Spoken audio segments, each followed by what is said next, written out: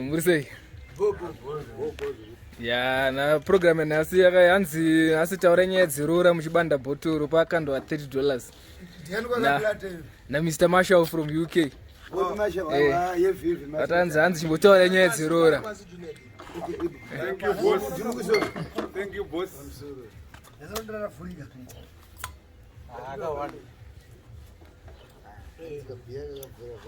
Munhu wese ane raka ndi?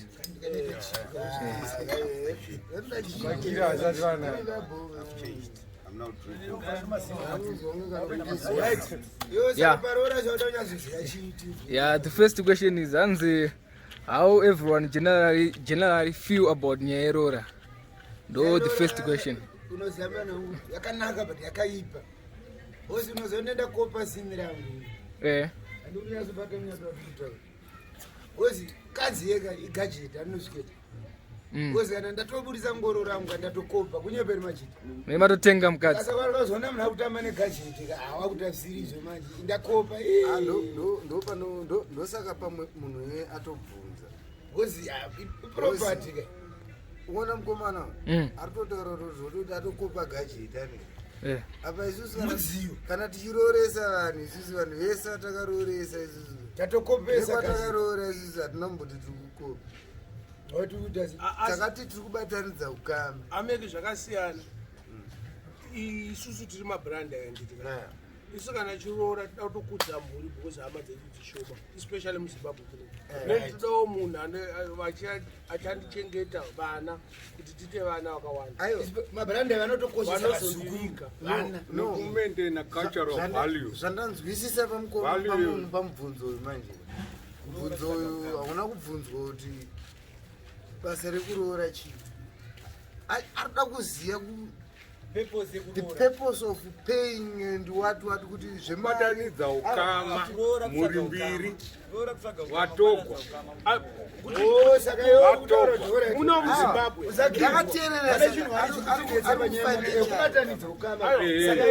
kana usina ngore ukatora munhu akusitana mezi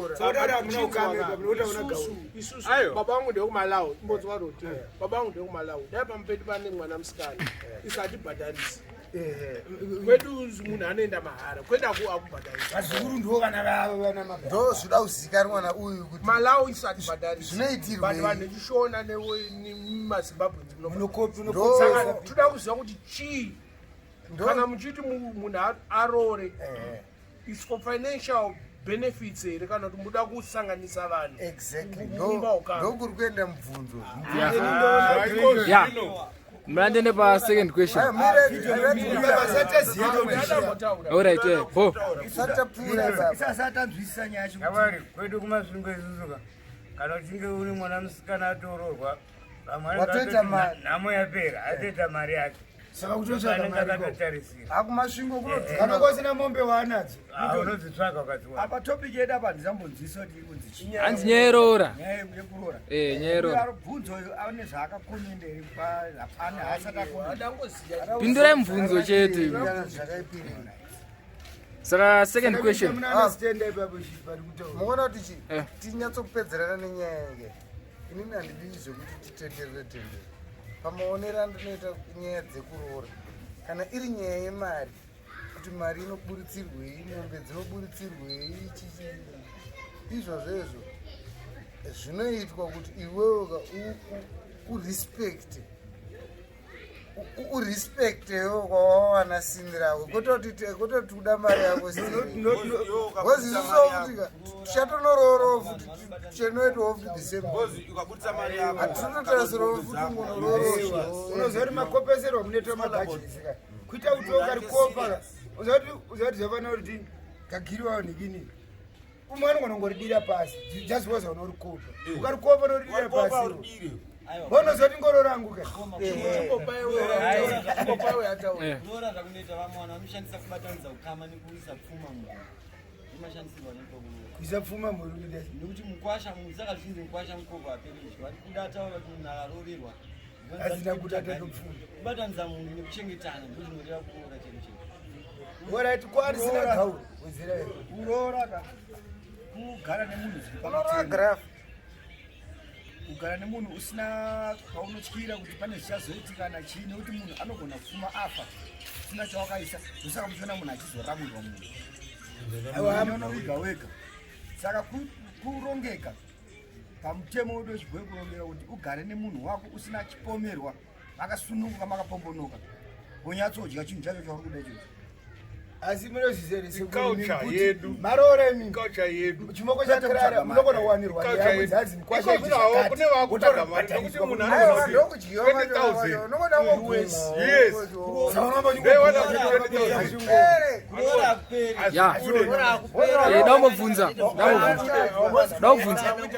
ndakubvunza hanzi basa chairo rerora raive riri kuita sei kutsvaka mari kana kuumba ukama and then kana waroora zvinoreva kuti mukadzi ava property yakwe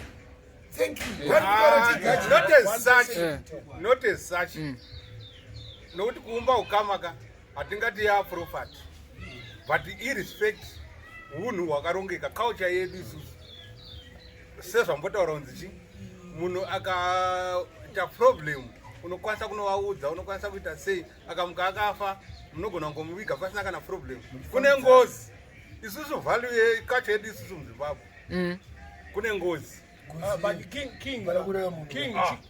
munhu akamuka akafa inzwa chikunetsa mazuva ano ka vakutarisa upfumi unenge une murume kuti pange inini ka handinogara kucanada ka ndakanzi ndirore havasi kutarisira 2000 wese vakutarisa 10-15,000 ndozvatati zvane paviri vada kutopedza nhamo inini ndikaenda saka yato property yangu akatoita zvemanga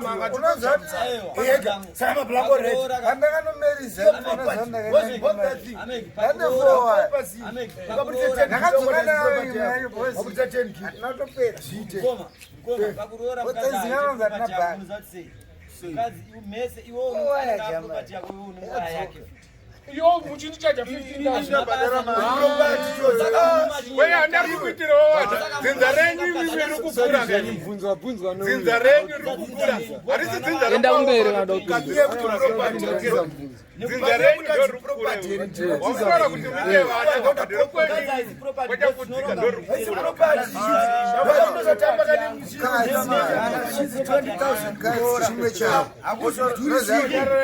ndosaka muchiona mukadzi muchiti akaona mune girlfriend anorwisa bhozi property yake futi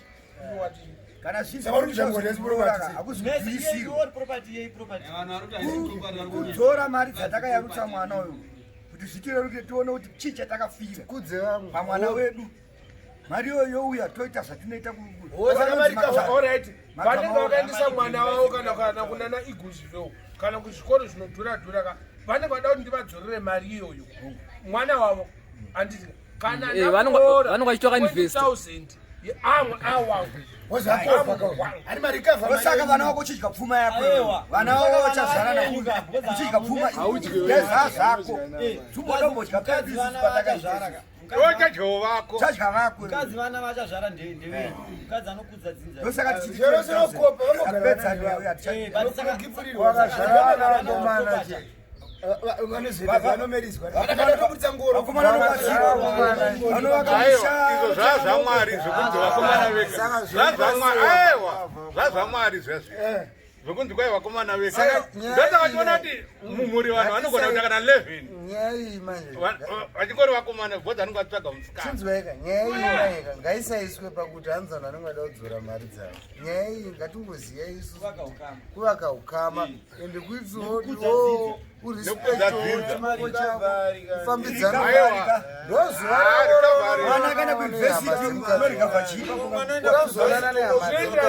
nekumamisha kwacho uyu akarora kumasvingo uchimbotitaurira kumasvingo aiwa maitimbonzwa ave kumasvingo ini ndakanorora kumasvingo kwainzi hanzi kunodhura baba vangu vakasikade munhu anorora kumasvingo kana mupostori vakatoramba vakati handizvidi takaenda tichitya kuti tichanotemwa ini ndakaita laki ndakasvikira mahara ndinambochajwa mari chaicho ndakangonzi mukwasha tinobatanidza ukama asi mari yandakabvisa angu asi hadi handambobvisa mari inotyisa zvinoenderana nemusha wapinda kuti vane makaro here vakamira sei vane unjire Kuda, you want to say something? Isusu kusati kwedu isusu zvavanoita manje. Vanotaura kuti iwewe uri mwana wangu musikana, iwewe wadanana neapa pasina kana mombe kana chii. Vanotokumbuka zvakaipa kuti iwe anokupa chii munhu iyeye wauri kudanana naye. Kuda ataura vangani vana vari kuitiswa nhumbu muno mubare muno vari kunotorwa nanamai vavo kunzi pamba pane nhama vachinotorwa muno mbare chinoitika manje iwo haungasiye mwana wako iwo mwana mudiki kuzviona mwana mudiki atorwa zvisiri pamutemo. Mwana ari kuenda panhu pane kuna maiketi asi vasvika kwangu ndine mukadzi mudhara kari kuuya tatara tiri mabhoni location togara mudzimba dzana baba ipapo meni Clinton oisa mukadzi apa ndika oisa mukadzi pamba Clinton aisa mukadzi pamba vanoona kuti Clinton wacho anokwanisa here kuchengeta mwana wavo. Vakaona kuti Clinton haakwanisi anouya achitorwa mukadzi. Kana kari kamupana kanenge Clinton ndopa unoona vanhu vachitsvagirwa kadhedzi achimbotangira vanhu vakutotarisa wozoshuva kuti munhu ari kuwana chiunhu ironi ane chauvire kana akangoitose zvatangoita anotorwa anoenda munhu achiri neupenyu hwake. Vazaona blano ini kwandakasvikira vakanobatwa bho vakanzi kuti kufunganidze it's long break kutaura inini handina kudzakadaiwa najega ndewa minute anokodesoka ina ndimboda mukete ndinorikave chira kanogara kumapurasitiku akadanana vhema kwanje ikoko.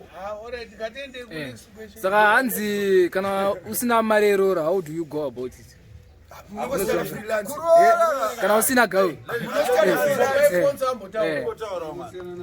inini kana ndisina mari yerora ndosenzesa new constitution yemurepublic of Zimbabwe yekuti iwewe kwagara nemukadzi for 48 hours awako ndiye unoshandisa iwe kowame. aiwa kana usina mari mostly munotaurirana mowirirana. Aiwa haungashayi mari yokunoshedzera. Kushedzera zvine mastages. Handiti kune kuroora wakunobvisa mombe wakunobvisa nokushedzera. Ukanoshedzera womira ipapo tiri kungotsvaga mari yenyu. Tiri kunotsvaga mari yenyu wodzokera kumba wonogara. Hauna munogona kugarisana zvake nemukadzi usina mari nhamo painozotanga kapaanonzi ati dzige muka hando paunochiona ukatanga kuforiwa nomurorafa kana usina mari yerora mukudzeri usina mari yerora vana vako vanokurorera iwewe vana vako iwewe wakura wachembere chaichaiwo vaona kuti tavaorora vanotoya vachitorora mwana wako achingororwa chete mari iyoyo vaitopfurira kana pasina vanakomana wako vanotengesa mombe dzavo votoendesa mombe kupusha mombe mudanga vachitokurorera iwewe baba wacho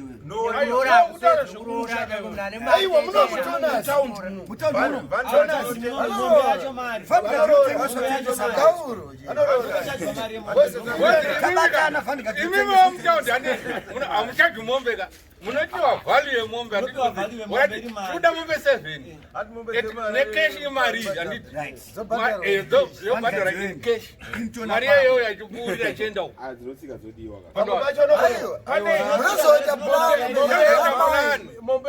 mombe yamai inotsika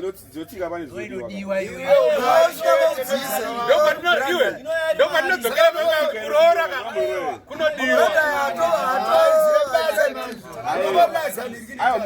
aiwa mune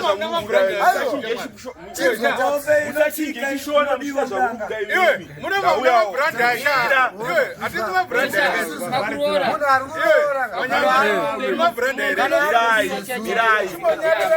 ngotaura zvanotaura musaite shishonaka muchita zvamunoda imimi satuita shongirisi handisi pakuroora unoona kuroora handitika unobva wanzi kanzi mari opowa vhalu yemombe handitika but dzinotsika pane dzinodiwa zvafana yeumai inotodiwa iyoyo handiti mukona yeumai inotodiwa iyoyo handiti kumarudzi indozati pachishona handizoti kumarudzi but pachishona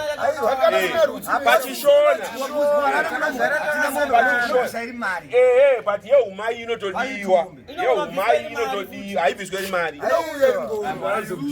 yeumai inotodiwa